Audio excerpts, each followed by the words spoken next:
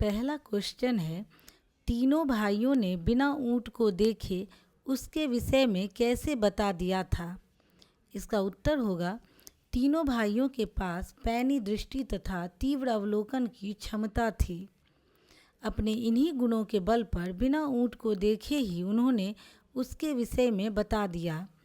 धूल पर ऊँट के पैरों के बड़े बड़े चिन्हों को देखकर वे समझ गए कि वह बहुत बड़ा होगा। उन्होंने देखा कि सड़क के दाईं ओर की घास तो ऊँट ने चरी थी, मगर बाईं ओर की नहीं। इससे उन्होंने अनुमान लगाया कि वह ऊँट एक आंख से अंधा था। क्वेश्चन नंबर 6 है, आपके अनुसार इस लोक कथा में सबसे अधिक महत्व किस बात को दिया गया है? तार्किक सोच, अवलोकन या सत्यवादिता को लोक कथा के आधार पर समझाइए। इसका उत्तर होगा, इस लोक कथा तीन बुद्धिमान में तीनों भाइयों ने अपनी तर्क शक्ति और अवलोकन के बल पर ही सभी घटनाओं का सही सही अनुमान लगाया है। अपने इन्हीं क्षमताओं के बल पर उन्होंने अपने आप को निर्दोष साबित किया। अतः मेरे अनुसार से इस लोक कथा में सबसे अधिक महत्व तार्किक सोच तथा अवलोकन को दिया गया है।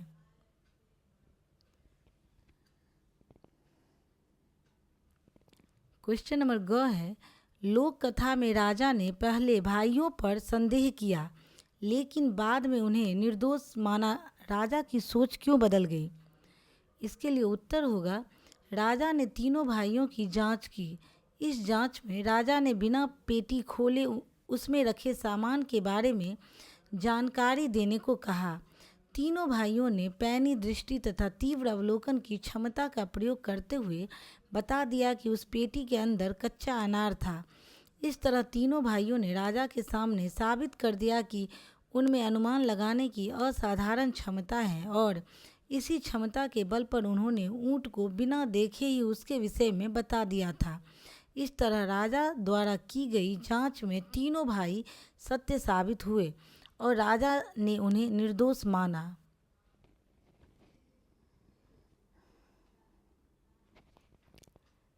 क्वेश्चन नंबर घ है, ऊँट के स्वामी ने भाइयों पर तुरंत संदेह क्यों किया?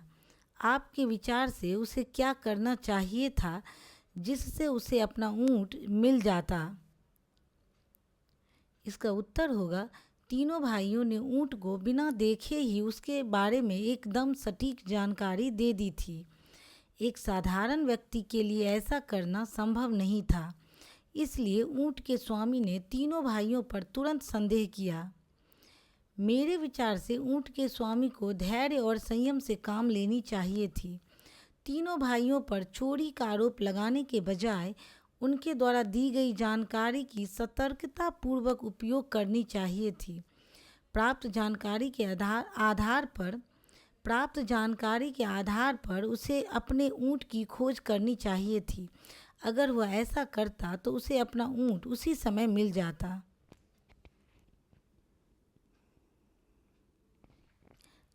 नेक्स्ट क्वेश्चन है कि पिता ने बेटों को दूसरे प्रकार का धन संचित करने की सलाह क्यों दी? इससे पिता के बारे में क्या क्या पता चलता है? तो इसका उत्तर होगा, पिता ने अपने बेटों को रुपये पैसे और सोना चांदी की जगह दूसरे प्रकार का धन अर्थात पैनी दृष्टि तथा तीव्र बुद्धि संचित करने की सलाह दी, क्योंकि वह गरीब था और उसके पास अपने पुत्रों को देने के लिए कोई भौतिक धन नहीं था। साथ ही वह जानता था कि जिसके पास यह दूसरे प्रकार का धन होगा उसे किसी प्रकार की कमी न होगी। पिता के इस सलाह से पता चलता है कि वह दूरदर्शी, बुद्धिमान तथा एक सही मार्गदर्शक था। क्वेश्चन नंबर 4 है, राजा ने भाइयों की परीक्षा लेने के लिए पेटी का उपयोग किया। इस परीक्षा से राजा के व्यक्तित्व और निर्णय शैली के बारे में क्या निष्कर्ष निकाला जा सकता है? इसका उत्तर होगा, राजा ने भाइयों की परीक्षा लेने के लिए पेटी का उपयोग किया। इस परीक्षा से यह निष्कर्ष निकाला जा सकता है कि वह एक न्यायप्रिय, धैर्यवान तथा विवेकशील राजा था। उसने केवल संदेह के आधार पर सजा सुनाने की जल्दबाजी नहीं की, बल्कि पूरी सावधानी पूर्वक स्थिति की जांच परख की तथा सही निर्णय पर पहुंचा। इसके बाद का क्वेश्चन है कि क्वेश्चन नंबर 6 है, आप इस लोक कथा के भाइयों की किस विशेषता को अपनाना चाहेंगे और क्यों? तो इसका उत्तर होगा, तीनों भाइयों के पास पैनी दृष्टि और तीव्र अवलोकन की क्षमता थी। वे अपनी बातों को तर्क के साथ समझाने में सक्षम थे।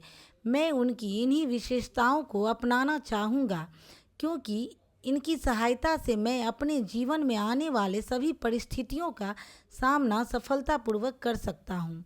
धन्यवाद।